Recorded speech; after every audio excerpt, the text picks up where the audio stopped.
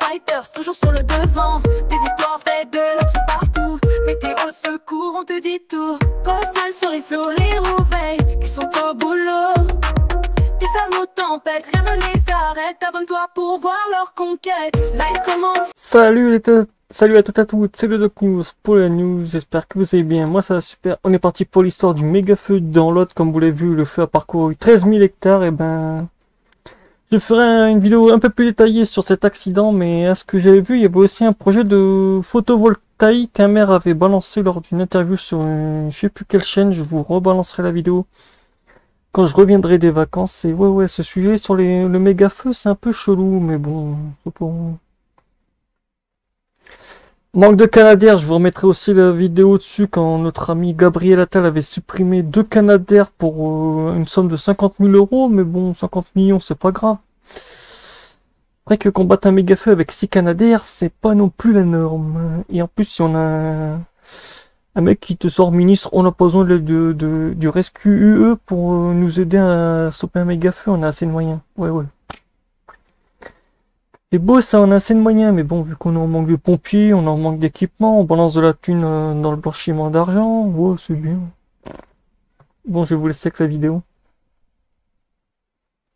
Alors à ce stade, nous n'avons pas sollicité la solidarité européenne, car on a considéré qu'avec nos moyens, nous pouvions agir, ce qui est le cas d'ailleurs. Mais s'il advenait que la situation s'aggrave pour d'autres circonstances ou à d'autres moments, nous pouvons avoir recours évidemment à l'aide européenne. Mais pour l'heure, nous ne l'avons pas fait. Je rappelle que la France avait elle-même intervenue en Grèce à l'époque dans le cadre de cette solidarité européenne, ce qui en réalité montre que nous avons une capacité d'action importante avec les éléments dont nous disposons, et notamment notre flotte aérienne au-delà des moyens terrestres, et puis la capacité de mobiliser les aides européennes s'il en était nécessaire, ce qui fait que nous pouvons faire face aux situations. Contrairement à ce qu'on peut entendre, il y a une sorte de polémique ou de débat, plutôt que de polémique, qui essaye de dire que nous ne sommes pas suffisamment équipés. Il faut tenir compte de tout, de l'ensemble, et à ce stade, nous sommes en capacité de pouvoir agir. Ça ne veut pas dire que nous ne travaillons pas pour la suite. Aujourd'hui, tous les moyens aériens nationaux sont mobilisés ?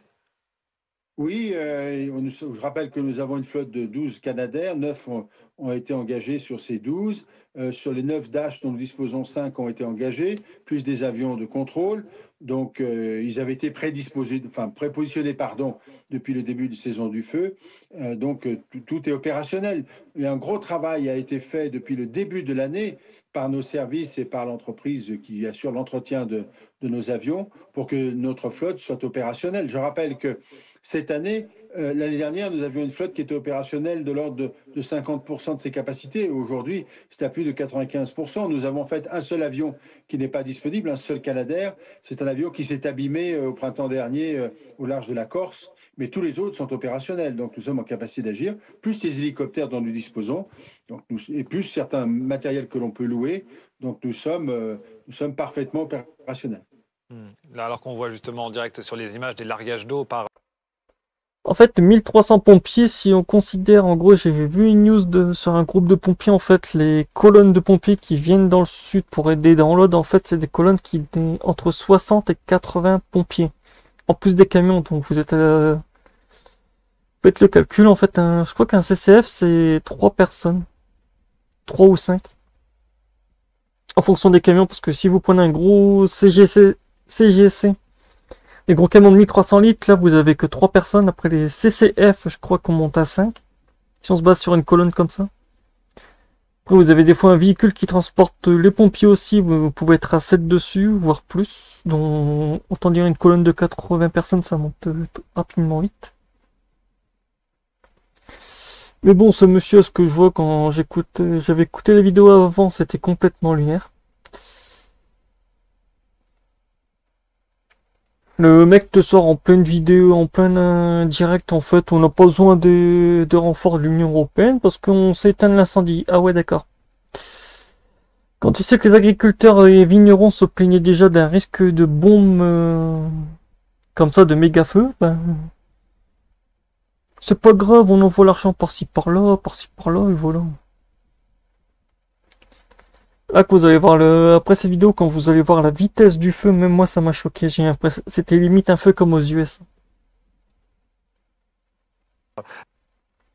Par des hélicoptères bombardiers d'eau, 1000 litres d'eau qui peuvent être transportés. Il y a quand même une question qui se pose depuis hier en particulier. La France a donc 12 Canadair.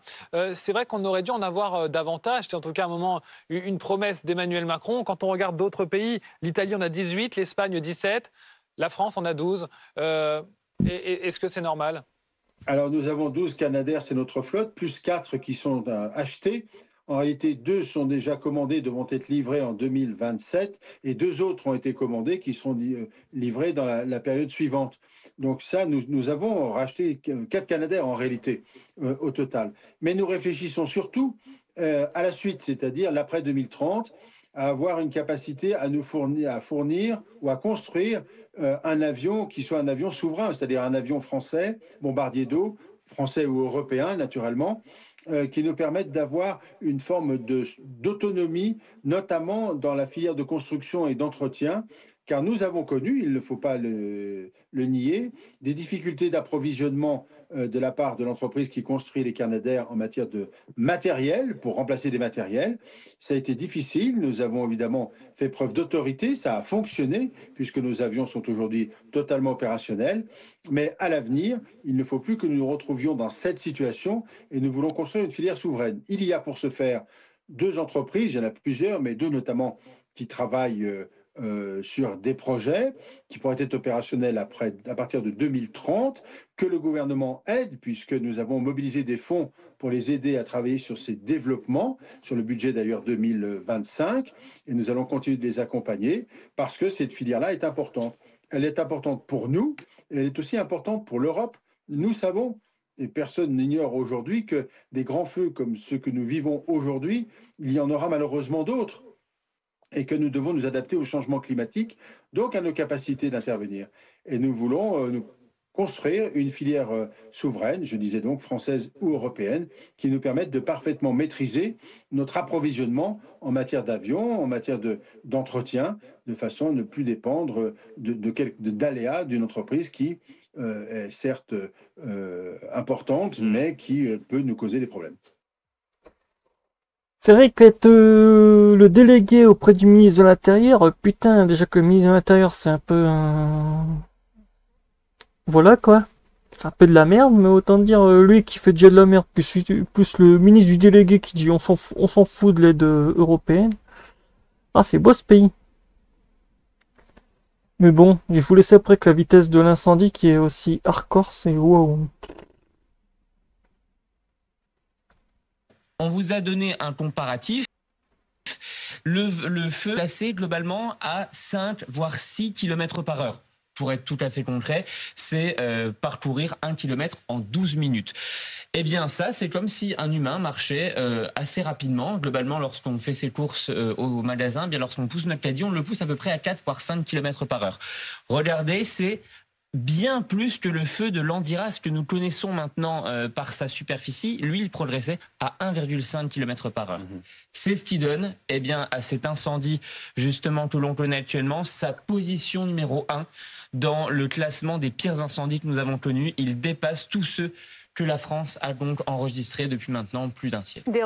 En fait, le feu d'aujourd'hui qui est en cours, qui est déjà arrivé à 16 000 hectares actuellement à Reboot. En fait, c'est un incendie classé méga feu. On a même su du Vondenben 83 le 21-09-90 qui faisait 11 580 hectares. En gros, déjà ces 3 incendies sont déjà feux de forêt. Sont déjà pour moi en catégorie méga feu.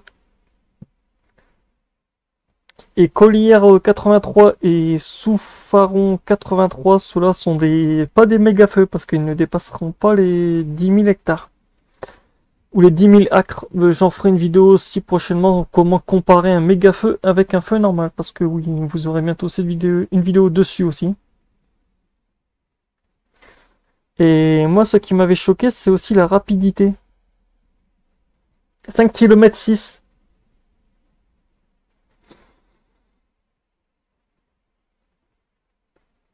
5 km 6, c'est en gros 1 km en 12 minutes. En fait, aux USA, j'avais vu une histoire d'un méga feu qui avait presque fait...